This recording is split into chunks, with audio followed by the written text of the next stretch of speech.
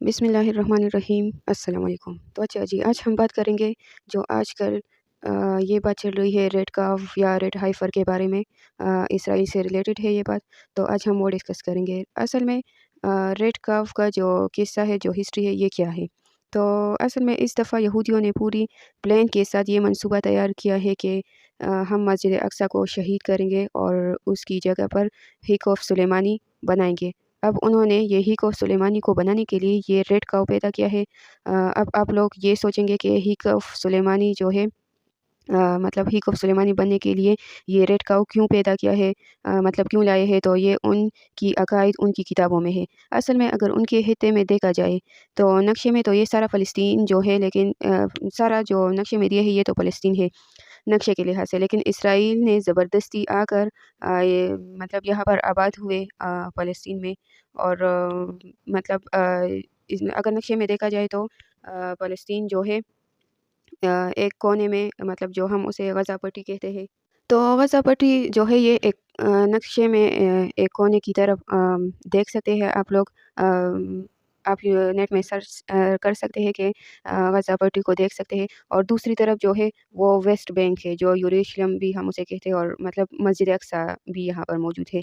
اچھا، اگر نقشے میں دیکھا جائے تو ایک غزہ ہے ایک طرف اور دوسری طرف ویسٹ بینک ہے، لیکن اب فلسطین صرف اس غزہ پٹی میں رہ گئے ہیں، اور یہ ویسٹ بینک جو ہے جہاں پر یروشلم ہے، جہاں پر مسجد اقصی ہے، تو یہ لوگ کہتے ہیں کہ اس مسجد اقصی کی جگہ ہم ہیک آف سلیمانی بنائیں گے۔ اب ان کا یہ کہنا ہے کہ ہم جب ہیک آف سلیمانی بنائیں گے تو سب سے پہلے ہم خود کو پاک کریں گے، اور یہ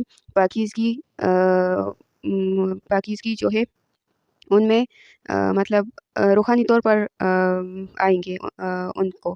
تو اس کے لیے یہ لوگ کیا کریں گے؟ تو ان لوگوں کے عقائد میں یہ ہے کہ مطلب عقیدے میں ان لوگ کا یہ ہے کہ اس کے لیے ہم بالکل سرخ مطلب ریڈ رنگ کا گائے لیں گے، مطلب کہ اس طرح ریڈ ہو کے اس گائے میں ایک بال بھی دوسرے رنگ کا نہ ہو، مکمل ایک رنگ کی ہو سر سے لے کر پاؤں تک۔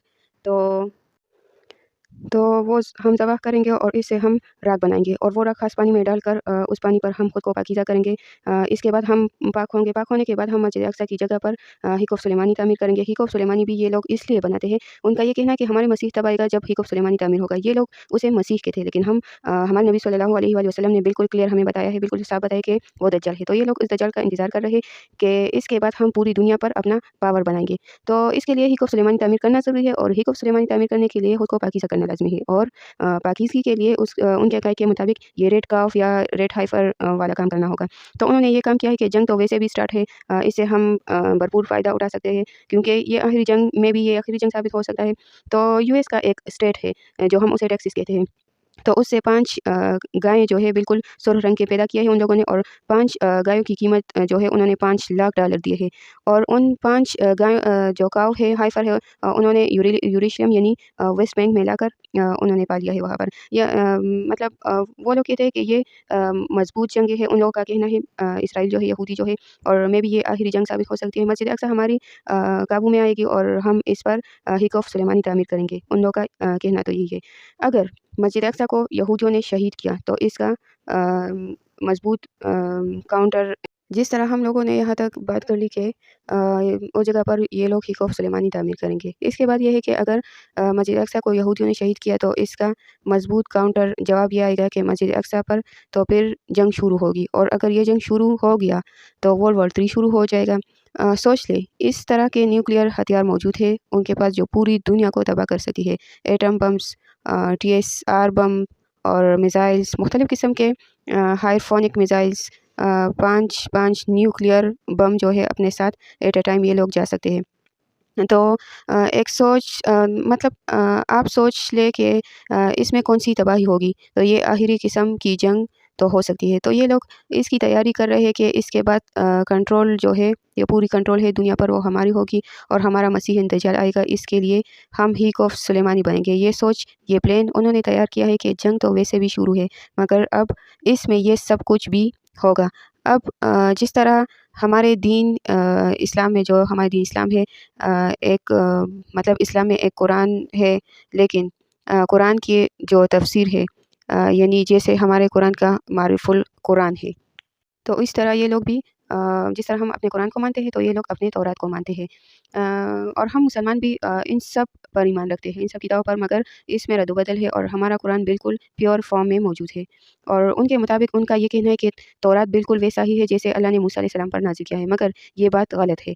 जिस तरह कुरान मजीद का तफ़सीर होता है, ये बिल्कुल इस तरह तौरात का तलमूद एक तफ़सीर, जिस तरह हमारा तफ़सीर होता है तो उनका तलमूद होता है। इस तलमूद में उन्होंने ये सुर्ख़ गाय का किस्सा बयान किया है, मगर ये बात मुख्तलिफ़ मतलब कि एक फ़िरके ने की है। बाकी फ़िरकों ने ये बात नहीं की कि इस तरह हम इस पर खुद को पाकीज़ा करेंगे और ये हिकॉफ़ सुलेमानी तामीर करेंगे, और वहाँ पर हिकॉफ़ सुलेमानी तामीर करना पूरे यहूदियों की एक सोच है। यहूदियों की ये सोच है कि जब उनका मसीह आए तो पूरे दुनिया में जहाँ भी यहूदी वग़ैरह जो है, मतलब यहूदी हो, वो इसराइल में जमा होंगे। इसलिए इस इलाके को ज़ायोन कहते हैं। क्या कहते हैं? ज़ायोन कहते हैं, और उसके रहने वाले लोगों को ज़ायोनिस्ट कहते हैं। और दुनिया मतलब दुनिया के जिस कोने में भी यहूदी हो, इसराइल उन्हें फ्री अपनी जो नेशनैलिटी है वो देंगे। और उनकी ये सोच है कि हम अपने मसीह समेत यहाँ पर मतलब जो इसराइल है, ये फ़लस्तीन एरिया है, यहाँ पर जमा होंगे, और यहाँ पर जो है, यहाँ से हम अपना पावर फैलाएँगे। और बात इसराइल की पॉलिसी, ये जो सब बातें हमने कर ली, ये इसराइल की पॉलिसी में शामिल है। सुर्ख़ गाय की पाकीज़गी के बारे में सिर्फ़ एक फ़िरके की ये सोच है, और सुर्ख़ गाय के बारे में पूरे यहूदियों की एक सोच है। तो इसके बाद जो है वो ये है कि अगर हम ये भी देख लें कि जिस तरह ये आप लोग देख सकते हैं कि the red hyper is a symbol of purity and the restoration of ritual clean लाइनेस in Jews tradition. ये उनकी ट्रेडिशन में है ज्यूज़ की, कि मतलब ये रेड हाइफर जो है उनका एक सिंबल है, और उन्होंने ये अपने जो जिस तरह हमारी तफसीर है तो उनका भी वो तलमूद जो है उनमें इसका ज़िक्र है, जिस तरह मैंने आप लोगों को बताया भी। और उनका यही कहना है कि मतलब उनके लिए ये बहुत इम्पोर्टेंट है, ये जो जेरूशलेम जो टेंपल है ये बनाना। तो उनका मेन टारगेट यही है कि ये जो टेंपल है ये लोग ज़रूर ये बनाएँगे। और इसके बाद ये आता है कि उसको बनाने के लिए ये अल अक्सा मॉस्क जो है उनको मतलब ख़त्म करेगा। ये रेड हाइफर के ज़रिए ये लोग अब ये काम करेंगे।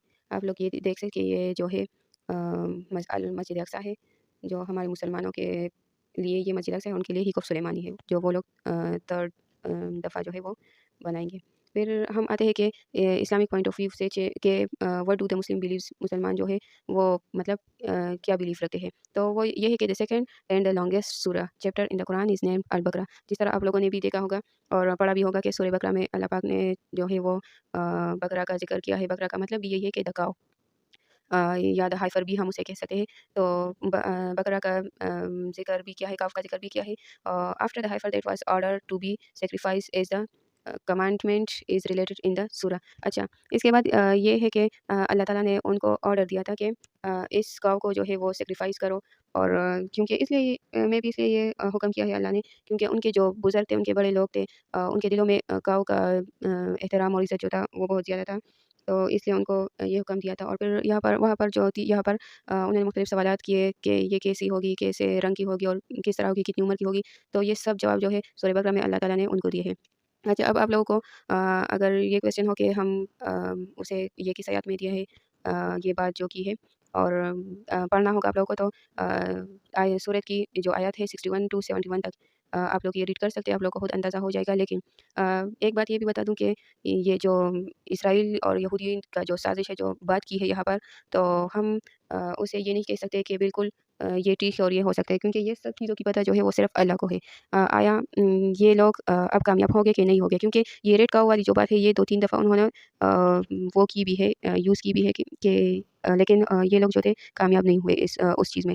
अब इस दफ़ा फिर से कोशिश कर रहे हैं, ये पता हम सबको नहीं है कि ये कामयाब होंगे कि नहीं होगी। तो ये बात जो है सिर्फ़ अल्लाह ताला को पता है।